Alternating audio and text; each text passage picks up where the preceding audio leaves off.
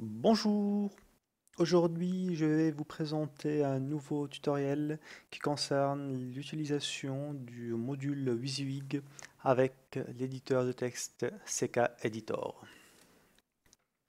Alors on peut se demander c'est quoi WYSIWYG déjà.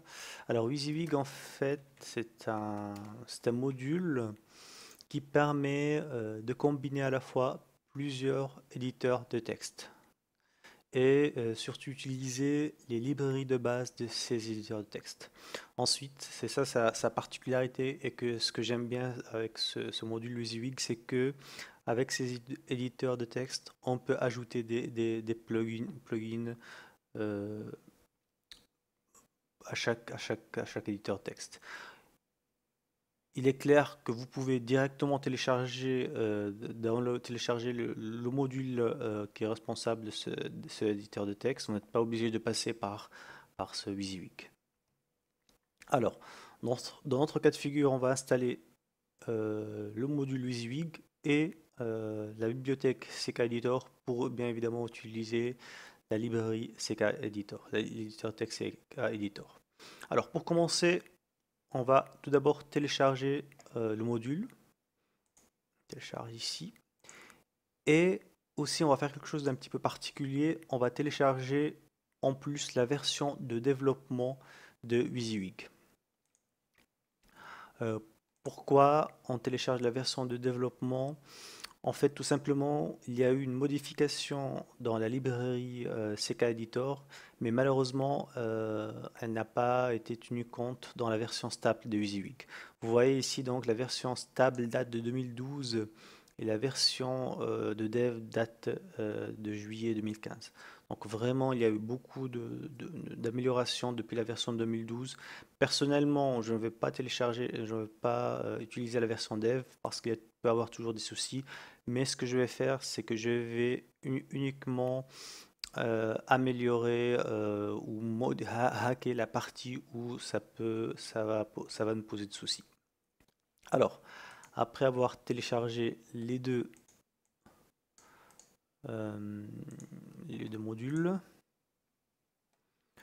alors, tac, extraire tout, très bien. On va prendre la version stable, bien évidemment, et on va la copier dans Sites All Module. Très bien.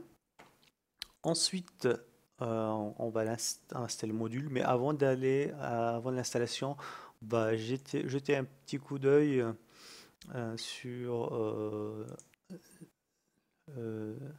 actuellement comment les textes sont affichés. Donc, actuellement, en réalité, on n'a pas d'éditeur de texte. Donc, vous voyez, c'est vide en fait, il n'y a rien du tout. Donc, filtre HTML, full HTML, donc il n'y a rien du tout. Donc, après, lorsqu'on va installer, on va voir le résultat plus tard, hein. Alors, module, on va aller dans téléchargement. Non, pardon, qu'est-ce que je raconte? On va aller chercher User Interface WYSIWYG. WYSIWYG, au cas où, ça veut dire What you see is what you get. Ce que vous voyez, c'est que ce que vous écrivez, ce que vous obtenez plutôt. Alors, configuration, on va configurer le module et là, vous voyez ici la liste d'éditeurs de texte qu'on peut inclure, qu'on peut ajouter. C'est vraiment une très bonne panoplie. Après, personnellement, moi, je préfère CK Editor. Il y a d'autres qui préfèrent d'autres éditeurs. La différence, ça peut être énorme, mais pas énorme. Ça peut être aussi côté esthétique aussi. Il y a d'autres éditeurs de texte qui sont pas mal, peuvent être esthétiquement plus jolis que ça. Il y a aussi d'autres fonctionnalités aussi, hein, que vous pouvez trouver dans un éditeur de texte, pas comme la nôtre. Il y a aussi Tiny, il est connu aussi. Je ne sais pas s'il y a, là, il y a Tiny MCI. Il y a pas mal de choses que vous pouvez ajouter. Alors, on va télécharger la bibliothèque. On choisit la version complète. Oui, je sauvegarde. Thank you for the... je vous en prie. Et on revient ici, oups, téléchargement, et on extrait. Très bien. On n'a plus besoin de la version stable et du fichier zip. Voilà. Ensuite, on revient ici. Donc, ils nous ont dit qu'il faut copier le dossier librairie dans librairie SecEditor. Alors, sites all, libraries, et on va copier ici. Très bien. Vérification rapide. Libraries, SecEditor et SecEditor.js. Le chemin est juste. Très bien. On rafraîchit la page pour voir tout est bon. Et non. Pas tout est bon. Alors, cette erreur, comme je vous ai dit, en fait, parce que la version actuelle de WYSIWYG, la version stable de WYSIWYG ne tient pas compte des nouvelles, en fait, la version actuelle aussi de la librairie. Donc ici, en fait, l'erreur, c'est que dans la nouvelle version de la librairie, c'est que ils ont changé le formalisme, on va dire comme ça, et puis ils ont ajouté les guillemets en plus des apostrophes. Ceci n'a pas été tenu compte dans la version stable actuellement de WYSIWYG. Alors, ce qu'on va faire, c'est qu'on va faire un petit hack de la version WYSIWYG stable. On va ajouter cette modification-là. Donc on va aller sur module WYSIWYG, editors, et on va éditer le fichier ckeditor.inc. Alors, et ensuite on va aller, donc là on est ckeditor, il faut aller dans la ligne 80, alors ligne 85 je pense, 81. Oui, on est là, très bien. Donc c'est cette ligne là qu'on va remplacer en réalité, qu'on va éditer. Ensuite, on va venir ici, ckeditor, plutôt version de développement WYSIWYG, editor, ckeditor include, faire, et on va aller à la ligne 88 ici. Donc on va copier cette ligne, CTRL C, et on va la mettre dans la version actuelle. Tac. Voilà. Et là, on voit que, vous voyez la différence, en fait, on a ajouté les guillemets par rapport à l'ancienne version. Ici, il y a d'autres modifications qui ont été apportées aussi.